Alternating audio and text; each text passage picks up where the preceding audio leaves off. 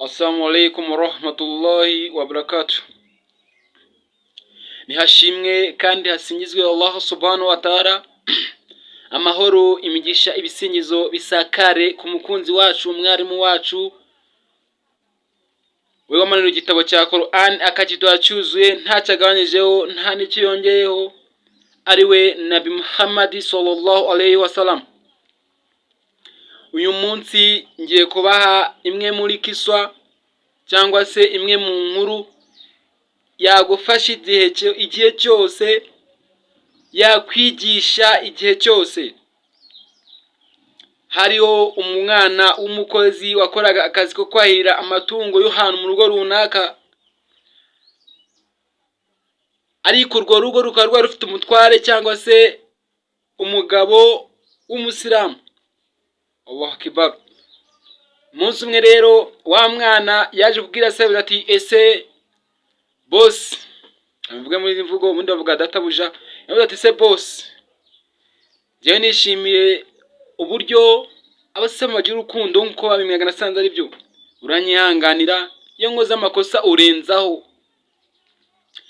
Boss, ko nshaka kuba kuri inshuro umusilamu, bizagenda ute? Bizafata iki? Se ujambwe ati, icyambe nuko wabitekereje ko umusilamu biroroshye cyane, nta kubatizwa, wowe n'ucyambe nuko byemera tayari wowe musilamu. Ati bisaba iki? Mukozi yambwe ati bisaba iki? Ngenda byemera bunanura umusilamu. Avuga ati uze kuza tujyane ku musigiti, nimba ushaka umusilamu uze tujyane ku musigiti insha Allah.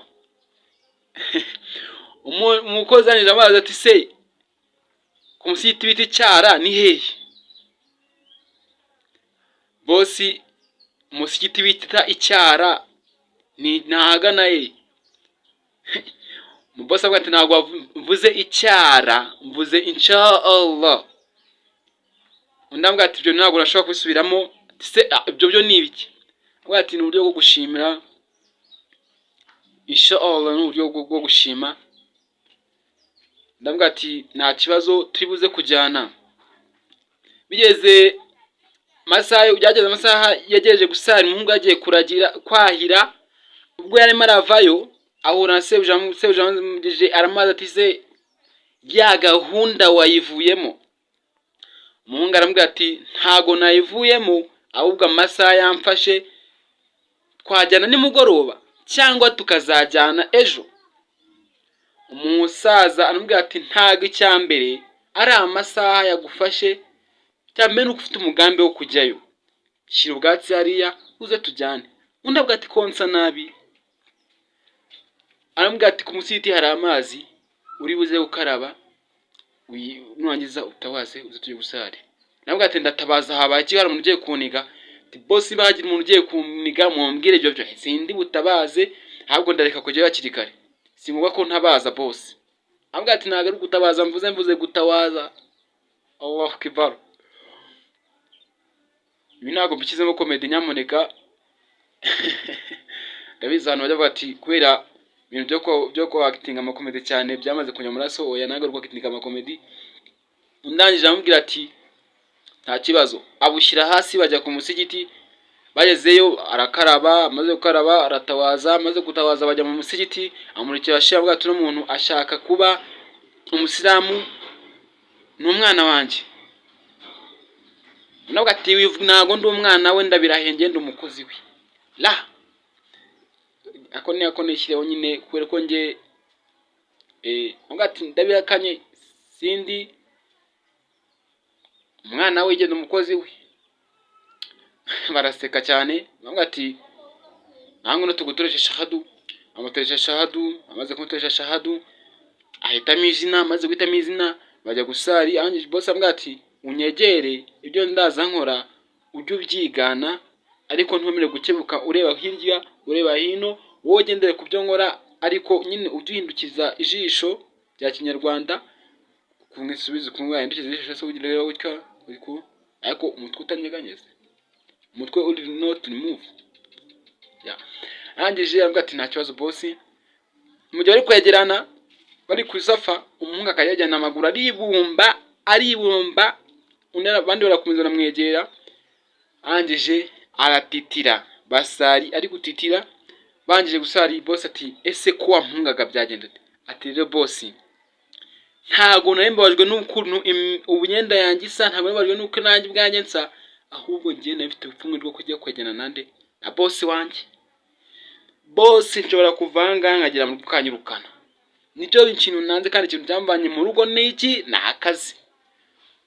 Se jamubwira ati ntago ariko bimeze rero muri Islamu. Tuba tugomba gushyira hamwe tukegerana.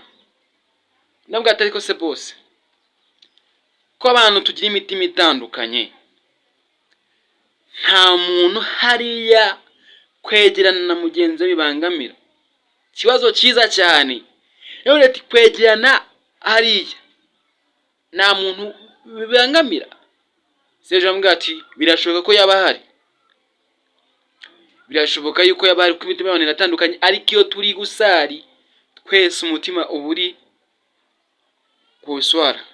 Nta muntu weteye kuri mugenzi we wamukandagira yakumva kandi mubyigano, nta muntu weteye kuri mugenzi we. Bisobanuye iki rero? Ino kiso nago nyirangije kwera aro tundimo, ndako nzayibarangiriza inshallah.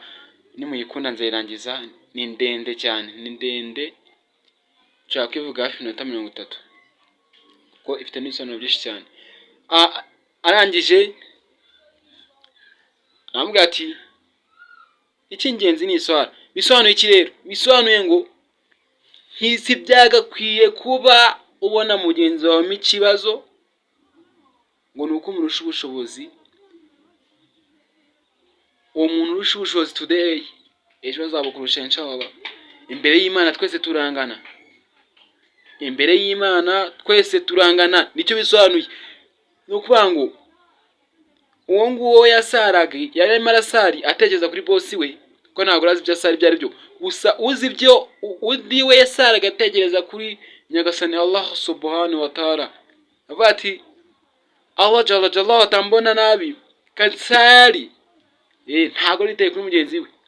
Umva undi we ikibazo afite icyonzwe cya cyamurenze, bati boss aranyirukanye karabaye, ariko ndi kumwegera, ndi kumunukira, ndi kumubangamira, aranyirukanye karabaye. Allah akbar. Ariko yatungwe no gusanga idini ryose ariko ryubakitse mu rukundo. Hahandi twajya ahantu nimba mwibuka neza twahere tuvuga ngo yambwa ati se boss kisi gihe cyarenze abatsa nabi, ndajya ku musigiti nsagotye. Aramubwira ati ntago kusa aricyo kibazo kukitaramaza. Bivuze ngo iki rero akintu kimwe ukwiye kwitwaza igihe cyose ugiye gusari. Iswara ni iswara, witinze igihe vuga ngo igihe cyagufashe. Bivuga ngo ndasa nabi igihe ugeze ku musigiti isaha zo gusari zigeze, ngenda usari, ugenda utabaza usari, numara gusari usubire mu byawe. Nyagasani abayamaro n'imigisha. Nyamuneka ibyiza ibyifuzo byanyu abyakire. Mwemeramana mwifurije kuzabona rijana, utari umwemeramana mwifurije kuzapfa amenye Imana imwe rukumbi ariyo Nyagasani Allah subhanahu wa ta'ala. Ndabizi mwicanwa nano bagiye batandukanye, ndakusezeranya yuko mu gihe cyose ugisenga umuzungu, iki kintu mvuze ukitondere. Igihe cyose ugisenga umuzungu, mutagatifu umuzungu, nayibonye musenga mutagatifu. Abanyafrika muri ninjiji murasenga Yesu ukina filime, Bikira Mariya ukina filime, nyamara hari Imana tutarabona isura ariyo twagakwiye gusenga.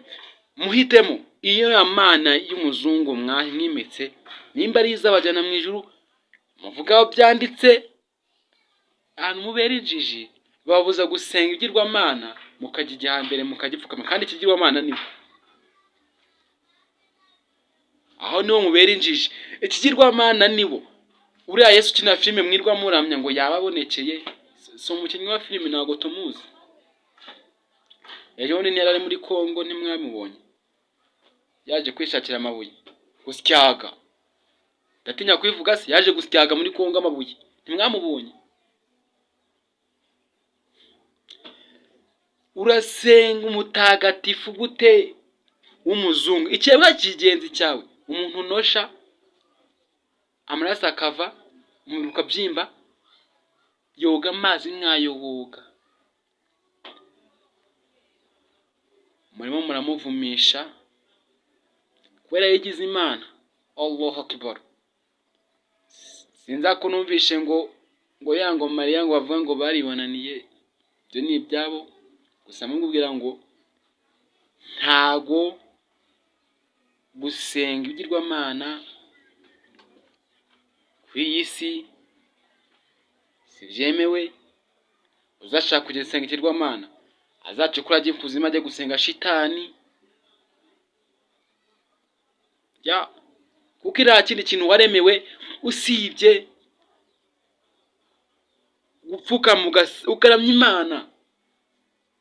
Ukaramya Imana. Imana buri kintu yemeye amajini n'abantu ni uguca bugufi bakayisenga. Ariko twebwe twarigometse ngo tuzasenga batagatifu abazungu. Niyo mpamvu uzasanje ahantu nzakoreka kuri tandukanyije nawe, mu nzu yanjye nta foto yanjye uzigera ubonamo. La inzu yanjye singaha ahangaha kamvuge ngo ni ghetto nta foto uzasangamo. Ifoto ibamo ni video ubona nkoresheje aka kanya, kugira ngo byemere iramara kugera hanze mitanyi deleting, kugira ngo ejo nazibeshya najya gusara iri kwaka bakamamaga ngahita nyibona he screen, ugasanga marayika ruje kundinda cyangwa kwakira ubusabe bwanjye, ahisa ncika ranjabutse, kambivuga ngo ranjabutse. Naam, assalamu alaykum warahmatullahi wabarakatuh. Tuzasubira utaha inshallah. Mwihangane dushyireho ano matangazo kubera yuko ari ingenzi. Itangazo rya mbere ni itangazo rya Minisiteri y'Ubuzima. Irya kabiri ni itangazo ry'ahantu bakora telefoni heza kandi hizewe. WhatsApp. Muraho neza. Mu Rwanda hamaze kugaragara icyorezo cy'indwara y'umuriro mwinshi iterwa na virusi ya Marburg. Turabarura abantu 20 barwaye ndetse hari na 6 imaze guhitana. Umubare munini w'abayirwaye nawe yahitanye wiganje mu bakora kwa muganga, cyane cyane havurirwa indembe. Minisiteri y'Ubuzima, inzego za leta zindi n'abafatanyabikorwa turi gukorana gushakisha abahuye n'aba barwayi ndetse n'abahuye n'abitabye Imana. Iyi virusi yandura cyane mu gukora ku maraso, amatembabuzi y'uyirwaye, cyangwa gusangira ibikoresho, imyambaro byakoreshejwe n'uyirwaye. Uwanduye virusi bishobora gufata hagati y'iminsi 3 kugera ku byumweru 3 ataragaragaza ibimenyetso.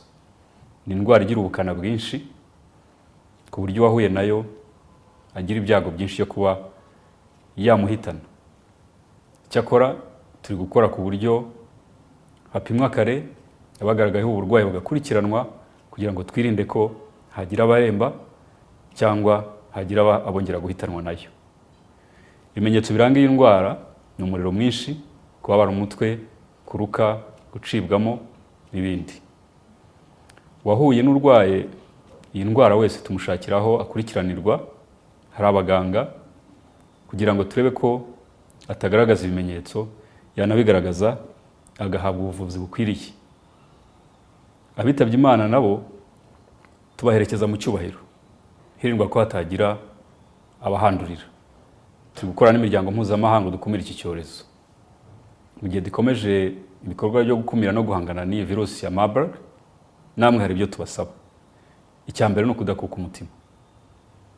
Ikindi, kubahiriza ingamba zo guhangana n'iki cyorezo, cyane cyane kwirinda gusangira ibikoresho n'umuntu ufite ibimenyetso bisa n'ibya Marburg, gukaraba intoki hakoreshwa amazi meza n'isabune, ndetse no gukoresha umuti wagenewe kwica udukoko uzwi nka sanitizer n'ibindi. Tuboneyeho uyu mwanya ngo twihanganisha imiryango y'abahitanywe n'iki cyorezo, kandi tubizeza ko leta y'u Rwanda izakomeza kubaba hafi. Ubufatanye bwacu nibwo bwatumye dutsinda ibyorezo byabanje. N'iki nacyo twizeye ko tuzagitsinda vuba.